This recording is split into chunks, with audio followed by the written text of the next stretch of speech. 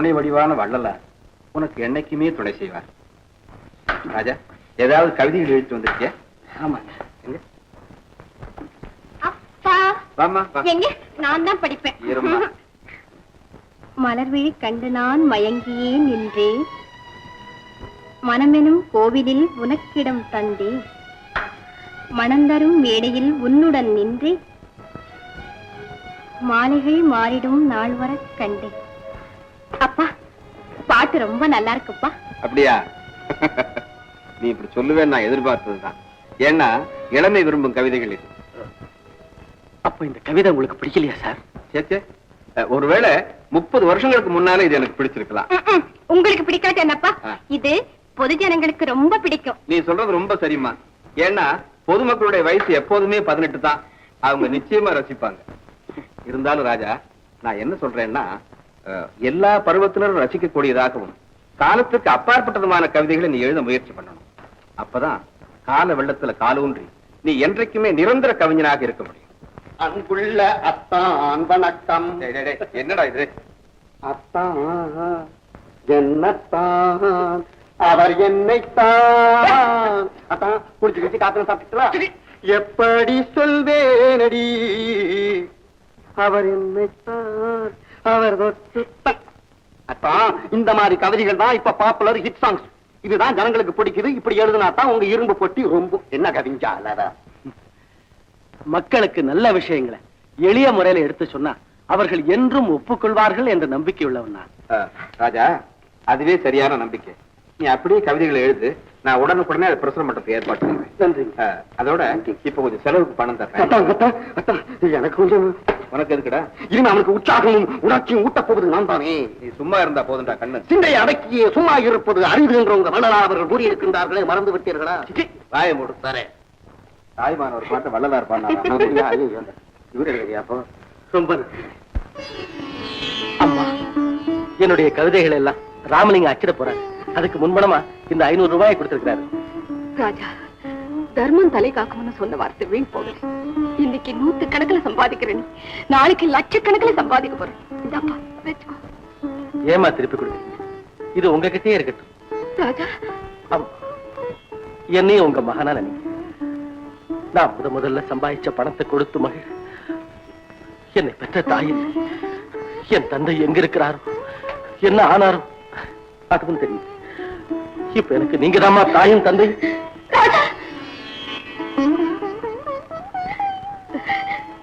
ராஜா, சாப்பிடவாப்பா.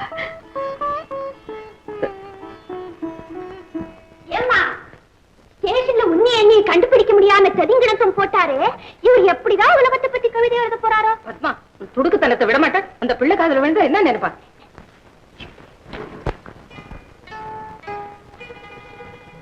மாம்பழ கதுப்பினிலே, மல்லிகை சிரிப்பினிலே,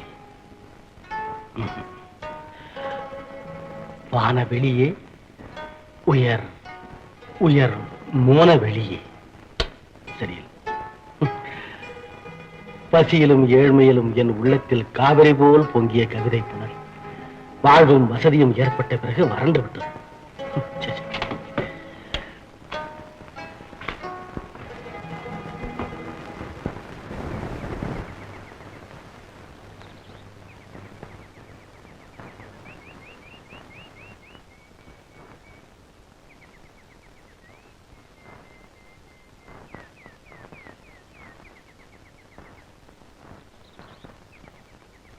தனிமையிலே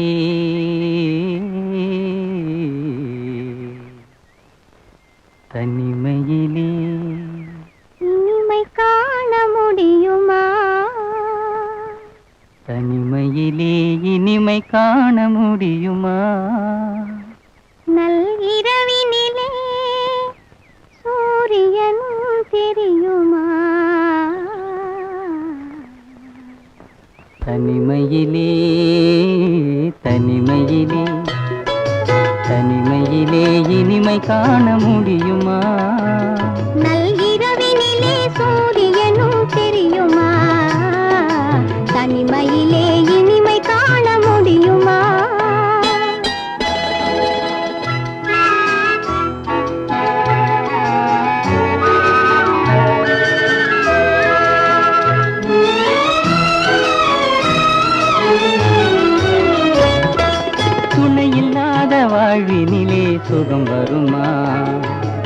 சொல்லி சொல்லி திரிவதனால் துணை வருமா?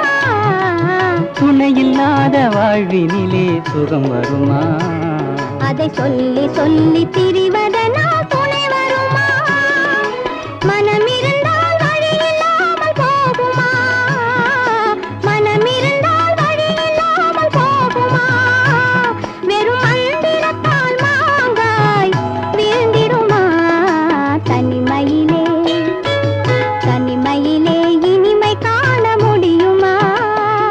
நல்கிரவினிலே சூரியனும் தெரியுமா? தனிமையிலே இனிமை காண முடியுமா?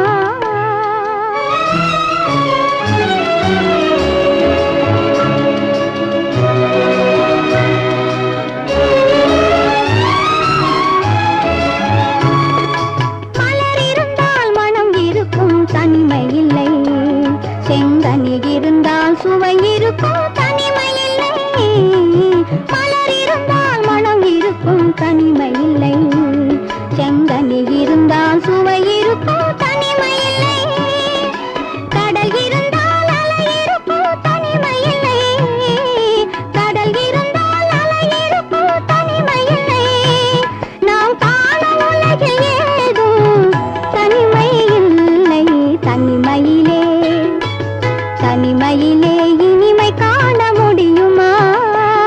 நல்இரவினிலே சூரியனும் தெரியுமா? தனிமையிலே இனிமை காண முடியுமா?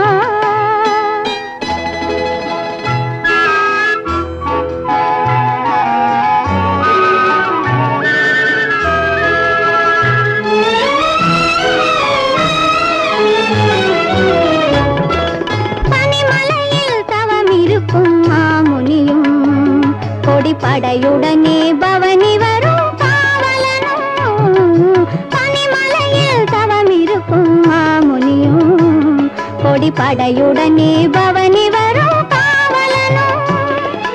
கவிதையிலே நிலை மறக்கும் காவலனும். கவிதையிலே நிலை மறக்கும் காவலனும். இந்த அவனியெல்லாம் போற்றும் ஆண்டவனாயினும் தனிமையிலே தனிமையிலே இனிமை காண முடியுமா? நல்இரவினிலே சூரியனும் தெரியுமா?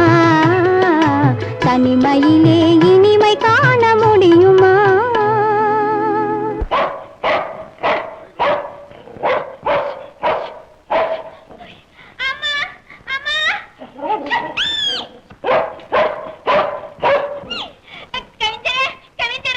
என்ன கவிஞரா? நல்லா மாட்டிக்கிட்டியா? ஆண்களின் உதவி எப்பாவது தேவைப்படும் தெரியுதா? நான் இந்த இடத்தை விட்டு நகர போறதில்ல, நீ மேல ஏறி வர முடியாது. ஆமா, இந்த பாரு, ஆண்கள் இல்லாத உலகத்திலே பெண்களினாலே என்ன பயன் அப்படின்னு பாடு. போனா போகுதுன்னு உன்னை மேலே ஏற்றி வரேன். அப்ப வந்த வழியே இறங்கி போ. அப்ப பாடு அந்த பாட்டு. பெண்கள் இல்லாத உலக என்ன கதையை மாத்துறேன்? ஆண்கள் இல்லாத உலகத்திலே பாடு. பின்ன போ.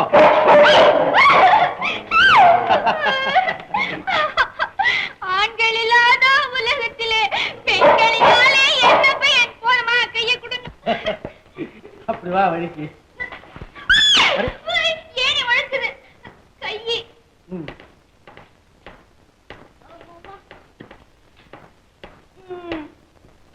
இருங்க வர. மெதுவா மெதுவா மெதுவா.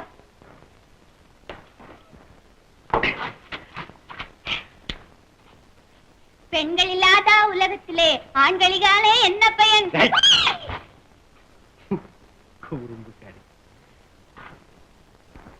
இளம் பெண்ணிடம் ஒம்பு செய்த மோகன் என்பவரின் மூக்கு உடைந்தது. அடப்பாவி, உன் பல்ல வடிச்சிருக்கணும். முதல்ல வாயை அடக்கணும். ஆமாமா, காலங்காத்தால ஆரம்பிச்சுட்டியா? ஆமா. பத்மா, ராத்திரி பூரா அந்த புள்ள கண்டுபிடிச்சு ஏதோ எழுதிட்டு இருந்தான். அப்படியா? எனக்கு தெரியாதே. இன்னும் எழுந்திருக்கல போல இருக்கு. கொண்டு போய் காசு கொடுத்துட்டு வாமா. காப்பியா? ஏமா அந்த பிள்ளை கொடுக்குற, இந்த பிள்ளைய சாப்பிட்டுறேனே. சொல்ற ஏசா பேசுற? போச்சுக்காது, போய் கொடுத்துட்டு வரேன்.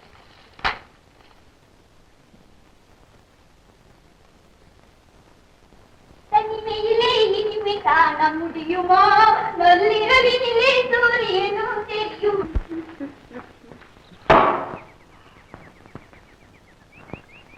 அன்னை மடிமேலே ஆடும் சிலை போலே பூனை உன்னை மலசூழ பொங்கி வரும் காவேரி.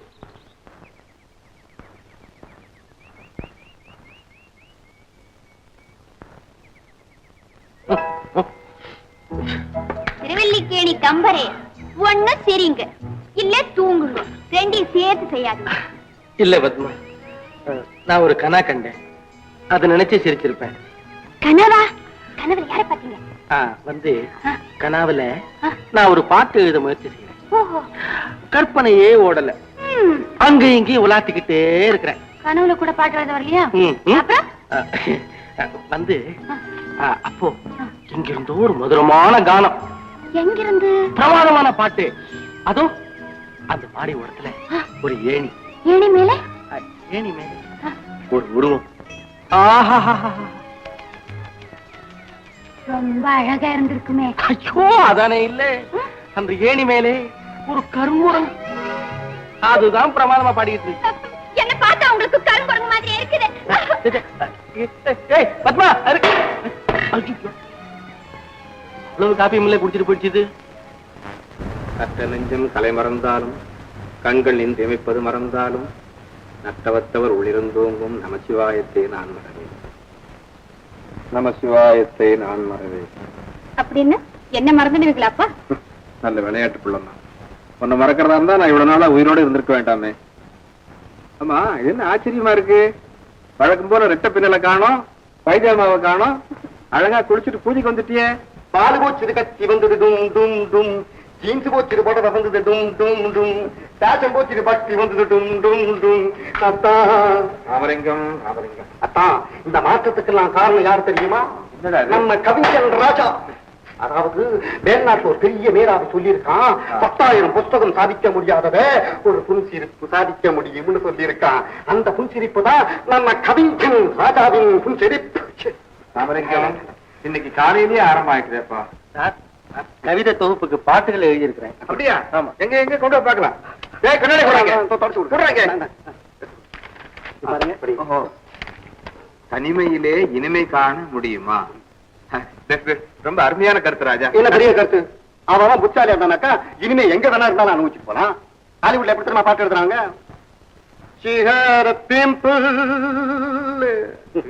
பாருங்க பாருங்க பாருங்க. I turn with my kiss. முத்தம் முத்தம் முத்தம். And it proved to be a dimple.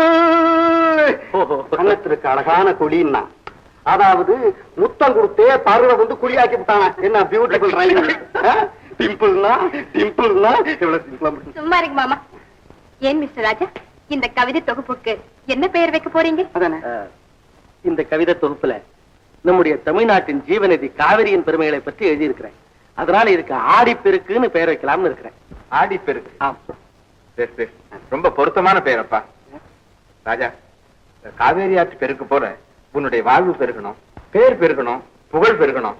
இதுக்கெல்லாம் இந்த ராமலிங்க அருள் செய்யணும். நான் உடனே இந்த கவிதை தொகுப்பு வெளிவரத்துக்கு வேண்டிய எல்லா ஏற்பாடு செய்யறேன். ரொம்ப நன்றிங்க.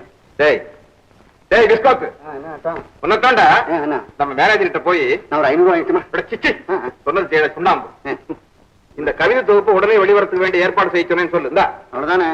அத்தான், என்னுடைய திறமை பத்தி இப்ப தெரியாது உங்களுக்கு. ஆடிப்பருக்கு விற்பனைக்கு அப்புறம் தான் நான் யாரும் தெரியும். ஏய், இந்து தினமணி சுதேச மித்திரன் ஆனந்த விகடன் தினத்தந்தி குமுதம் ஆடிப்பெருக்கு.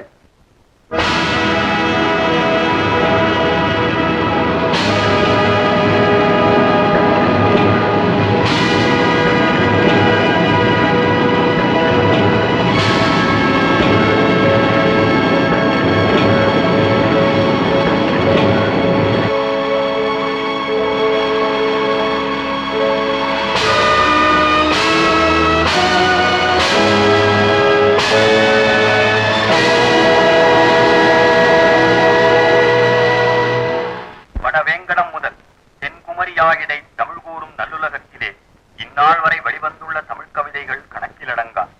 ஆனால் எந்த புத்தகமும் கவிஞர் ராஜா எழுதிய ஆடிப்பெருக்கு தொகுப்பு போல் மக்களின் மனதை ஈர்த்து இன்பம் அளித்து நாட்டின் நடுவே ஓர் எண்ண கிளர்ச்சியை பிறப்பித்து ஓர் புரட்சியை உருவாக்கி பொதுமக்களின் மகிழ்ச்சியை ஆடிப்பெருக்கென ஓடச் செய்யவில்லை. வெல்பவர் போற்றட்டும், தூற்றுபவர் தூற்றட்டும். ஆடிப்பறித்தின் பிரதிகள் வெள்ளமாய் ஓடி மக்களை அடைய உதவி செய்த உத்தமனை இந்த வெற்றி வேளையில் எல்லோரும் மறந்துவிட்டனர். அவர்களை சொல்லி குற்றமில்லை, அது தமிழ்நாட்டின் தனிப்பெரும் சிறப்பு. கும்பாபிஷேகத்தன்று கோபுரம் கட்டிய சிற்பியை அழைக்க மறப்பதுதானே நம் தமிழ்நாட்டின் நல்ல வழக்கம். நீதானா? ஆமா சிஸ்டர். ராமலிங்கம் ராமலிங்கம், நான் யாரோ என்னமோ திகைச்சிட்டேன். திகைச்ச வைக்கிறதானே என்னுடைய வேலை. விமர்சனம் பண்ணவன் தான் மறந்துட்டான்னா நீங்க எல்லாரும் மறந்துட்டா அப்புறம் எப்படி? ப்ளீஸ் நீ சொல்லக்கூடாதா? யார் மறந்தாலும் நீ செய்த உதவியை நான் மறக்கலப்பா. புஸ்தகங்களை எல்லாம் கையில எடுத்துக்கிட்டு பீச்லயும் பார்க்லயும் பிளாக் பார்க்லயும். ஆமாப்பா, எல்லா இடங்களுக்கு நீ போய் ஆடி பாடி பிரச்சாரம் செய்ததை நான் மறக்க முடியுமா? அப்படியா? உன் வாழ்க்கையில உருப்படியா நீ செய்த முதல் காரியம் இதுதான்டா. இதுக்கு முன்னாடி இன்னொரு நல்ல காரியம் நடந்திருக்கு. அது என்ன? நான் உங்களுக்கு மச்சனா பிறந்தது. ராமலிங்கம் ராமலிங்கம், அப்பா, அந்த பாவத்துக்காக ராமலிங்கத்துக்கு நான் சோப்பு கரணம் போடும். இங்க இல்லடா, படத்துக்கு முன்னால போடுறேன். போடா. எங்க அங்கேயா? போடா.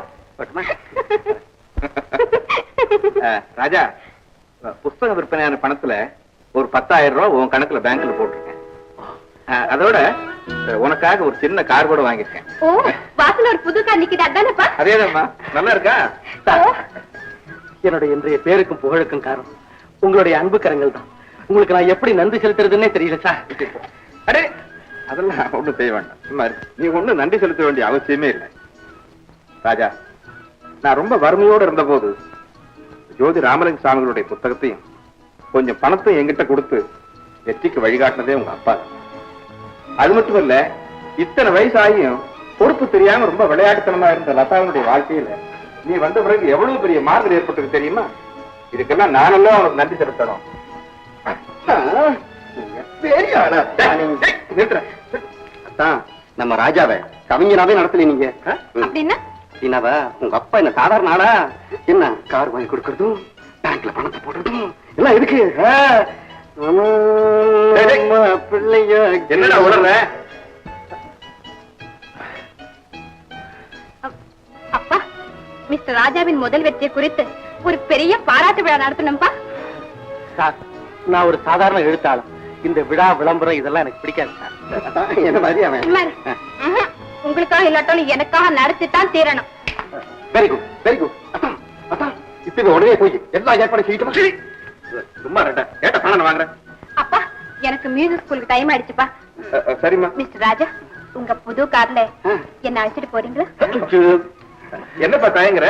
இங்க பாரு, நான் எப்ப புது கார் வாங்கினாலும் நம்ம லதாவை தான் முதல்ல அழைச்சிட்டு போற பழக்கம். கையாச்சுக்காடிப்பா, அதுக்கு சொல்றேன். சும்மா அழைச்சிட்டு போ. போயிட்டு வாம்மா. சரி. அதான் இப்ப 2 பேரும் போறாங்களா?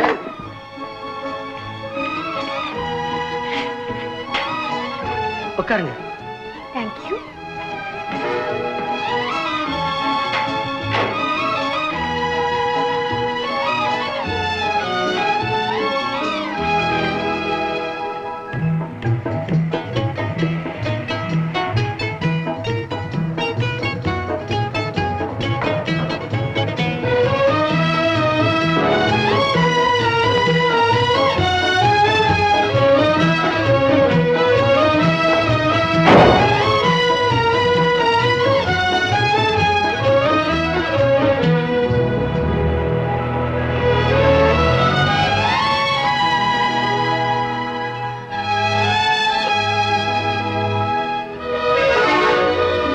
என்ன லதா, படி இருக்கிறது கூட தெரியாம வரையே அப்படி உன்னை மெய்மறக்க செய்தா? அவர் யாரு? அவரா?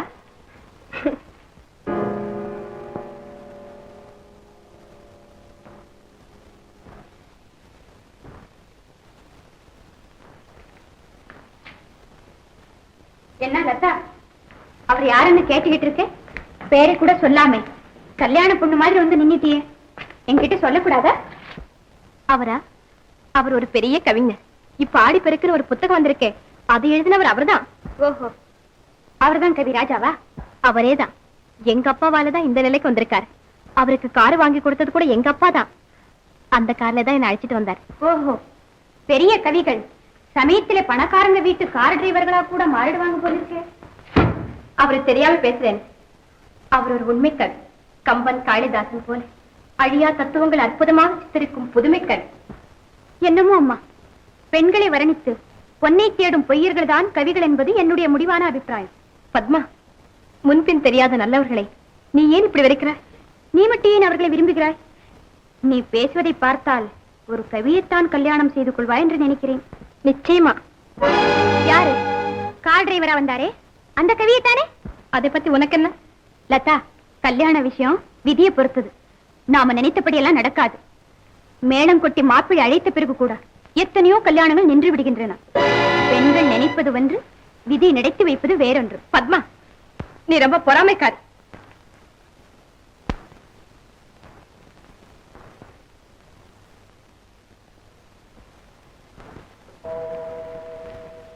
அவள் சொன்னது உண்மைதான். லதாவையும் ராஜாவையும் சேர்த்து நினைக்கும் போது என் மனம் ஏன் பொறாமைப்பட வேண்டும்?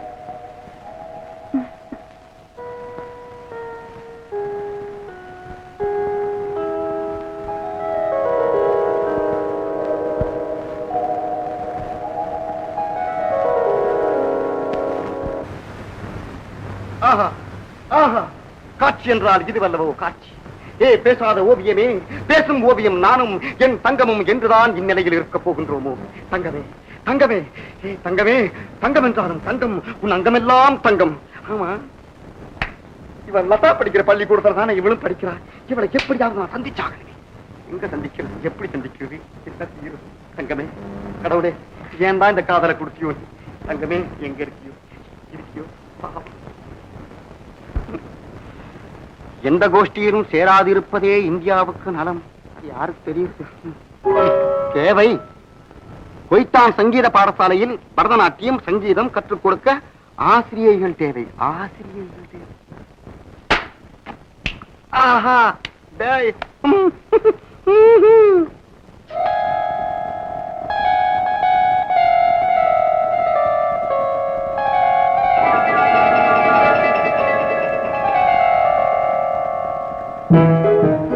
என்னடியாச்சு? மண்ணான் கட்டியாச்சு. என்னென்னமோ கேள்வி எல்லாம் கேட்கிறோம். அந்த பிரின்சிபல் சம்பளத்துல ₹1 கூட சேர்த்து கொடுக்க மாட்டானா? கல்ச்சல பாசா, சாடையில பாசா, தள்ளி விட்ட போற நீ. சரி,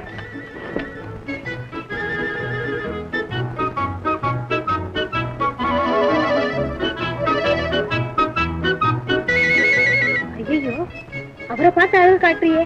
அவர்தான் அந்த சங்கீத பள்ளியின் ஸ்தாபகர். அவர் நினைச்சா வேலை கிடைக்கும், இல்ல வேலையே போயிடும். அவர் பேர் என்ன? சலபல கொய்தான் பிள்ளை. யாரம்மா இங்க கிளாஸ்கோ? உள்ள வாங்க.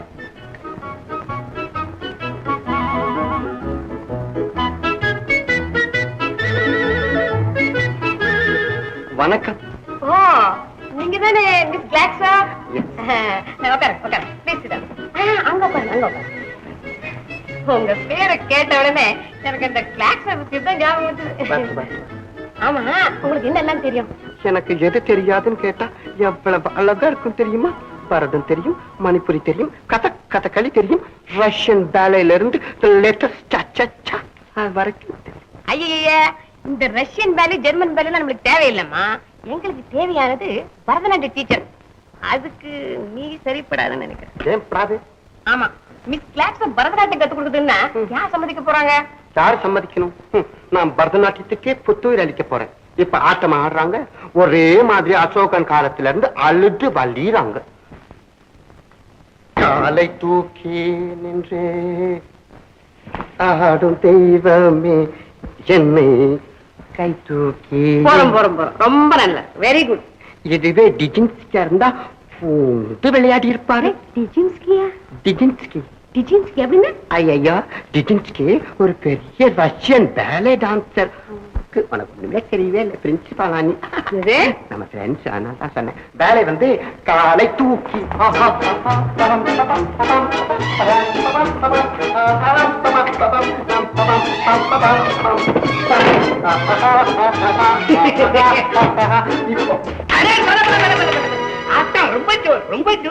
நிறுத்தமா, நாட்டியமா இது கன்றாவியர். பிரின்சிபாலம்பா, இந்த அம்மாவுக்கு அந்த வாத்தியார் வேலை கட்டாயம் கொடுத்துதான் ஆகணும். எவ்வளவு சம்பளம் கேட்டாலும் சரி. தேங்க்யூ மிஸ்டர் கைது. Don't mean sir. ஸ்டூடெண்ட்ஸ்க்கு இங்க என்ன வேலை? தங்கம், வெளியே போ. பிள்ளை நீ பாருங்க, நான் தான் இந்த ஸ்கூலுக்கு பிரின்சிபல். எல்லாரும் நான் சொன்னபடி கேட்டுதான் ஆகணும். ஏங்க நான் அப்படி பாக்குறேன்? நான் தான் உங்க புது டீச்சர். என் பேரு சென்யூரிட்டா கிளாக்ஸ்கா. ஆமாம் டீச்சர், நீங்க என்னென்ன லெசன் டீச் பண்ண போறீங்க? எல்லா லெசனும் நான் டீச் பண்ணுவேன். எல்லா பாடமும் தல்பாடம், தலைப்பாடுமா? தல்கீழ் பாடம். என்னெல்லாம் தெரியுமா செய்யுது? 1 and 2 and I love you, I love you, I love you. Let's play the game of love. Sundaram, இத பாரு, உனக்குன்னு ஒரு டெர்லின் ஷர்ட், பேண்ட், அம்மாவுக்கு புடவை எல்லாம் வாங்கிட்டு வந்திருக்கிறேன். எதுக்கப்பா? ஆசையோட வாங்கிட்டு வந்திருக்கிறேன். எதுக்கப்பான்னு கேக்குறிய? எனக்கு என்ன அப்பா அம்மா அண்ணன் தம்பின்னு தனியா இருக்காங்களா? நீங்க தானே எனக்கு எல்லாம். ஏமா அழுதீங்க? அழகு ராஜா, சோகமே நிறைஞ்ச என் வாழ்க்கையில இன்னைக்குதான் ஆனந்த கண்ணீர் வடிக்கிறேன். நீ வாழ்க்கையில முன்னேறினா அதுவே எங்களுக்கு பெரிய அன்படி. ஆபீஸ்க்கு நேரமாவது, நான் வர்றேன். ராஜா, அவங்க அவங்க அந்தஸ்துக்கு தகுந்தபடி வாழணும். இப்போ உன் நிலை உயர்ந்திருக்கப்பா. இனிமே நீ இந்த வீட்டுல இருக்கிறது உன் அந்தஸ்துக்கு எப்படி இருக்குமோன்னுதான். அம்மா, தாய்முகம் பார்த்து தெரியாதவன் தான். தந்தை முகமும் மறந்து விட்டது. இப்போ எனக்கு இருக்கிற உறவெல்லாம் நீங்க தான். நீங்களே என்ன வெளியே போக சொல்றீங்களா? இல்லப்பா, இல்ல, நான் அப்படி சொல்லல ராஜா.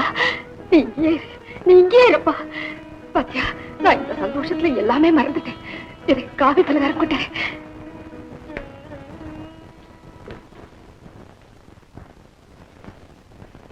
திருவல்லிக்கேணி கம்பரே, உமது வெற்றியை குறித்து எமக்கு மிக்க மகிழ்ச்சி. பாத்தியா பத்மா, இப்ப நான் கவிஞன் ஆயிட்டேன். நீ சொல்லுவியே இவராவது பாட்டு எழுதுறதாவது அப்படின்னு, இப்ப என்ன சொல்ற? என்னத்தை சொல்றது? அதிர்ஷ்டம் நுனிமரத்திலிருந்து அடிமரத்து வரைக்கும் வெட்டிக்கிட்டு இருந்த ஒரு ஆசாமியை கூட கவியாக்கி காளிதாசனு பேரை கொடுத்திருக்கு. ஓஹோ, அப்போ இன்னமும் நீ என்ன கவிஞன்னு ஒத்துக்கல? உங்க லதா ஒத்துக்கிட்ட பிறகு என் முடிவை பத்தி உங்களுக்கு என்ன கவலை? இத பார் பத்மா, நீ என்ன பத்தி ரொம்ப தப்பா நினைக்கிற. நான் உன்னை பத்தி எவ்வளவு மதிப்பா நினைக்கிறேன் தெரியுமா? இத பார், உனக்காக நான் எவ்வளவு கடை ஏறி இறங்கி ஸ்பெஷலா இந்த மணிமேகலை பார்டர் படவே செலக்ட் பண்ணி வாங்கிட்டு வந்திருக்கிறேன். எப்படி? நான் வாழ பிறந்தவள். வாழ்க்கையின் இன்பங்களை தொடர்ந்த பெண்ணின் பேரை கொண்ட இந்த சேலை எனக்கு வேண்டாம். அதுக்கு இதுக்கு என்ன சம்பந்தம் பத்மா? நான் உனக்காக எவ்வளவு ஆசையோட இதை வாங்கிட்டு வந்திருக்கிறேன். இப்ப இதை நான் என்ன செய்யறது? உங்க லதாவை கொடுங்களே. பாத்தியா பத்மா? பத்மா, நீ எப்ப வந்த? இப்பதான். இதெல்லாம் கொண்டு போய் உள்ள வைமா. இதை உன் பெட்டியில வச்சுக்க பத்மா. இந்த சந்தோஷத்தை எல்லாம் பார்க்க கொடுத்து வைக்காது உங்க அப்பா எங்க இருக்காரோ? ஐயா, ஐயா, இன்னைக்கு ஏன் இந்த கடையில இவ்வளவு கூட்டம்? சென்னையிலிருந்து ஒரு கவிதை புத்தகம் வந்திருக்கிறது. ஆடிப்பெருக்கு என்ற பெயர். லங்கையில தமிழ் கவிதைக்கு இவ்வளவு செல்வாக்கா? கவிஞர் ராஜா எழுதுற புத்தகத்திற்கு தமிழ் பேச்சு தெரிந்த எல்லா ஊர்களிலும் பெரிய புகழ். ராஜா, ராஜா? ஆமையா, வள்ளல் கிருஷ்ணனுடைய மகன். ஐயா, ஐயா, ஐயா, ஐயா, ஐயா, ஆடிப்பெருக்கு புத்தகம் எனக்கு கொடுங்க ஐயா. கிரமமா வந்து வாங்கிட்டு போங்க சார். ஐயோ, ராஜா என் மகன், கவிஞர் ராஜா என் மகன். கவிஞர் ராஜா உங்க மகனா? அடையா, அப்ப இங்க வந்து புத்தகம் கேக்குற? கவிஞர் ராஜா இவரு மகனா? ரூபாய் 2 கொடுத்துட்டு புத்தகத்தை எடுத்துட்டு. ஐயா, ஐயா, இதுல எவ்வளவு இருக்கு பாருங்க ஐயா. 25% குறையுதே.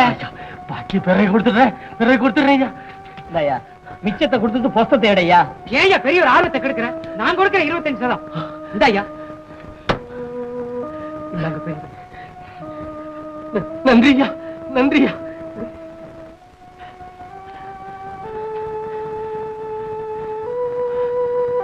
பாரியிலும் மேலாக மாறி என வழங்கிய என் தந்தை வள்ளல் கிருஷ்ணன் அவர்களுக்கு சமர்ப்பணம். ராஜா, ராஜா, ராஜா.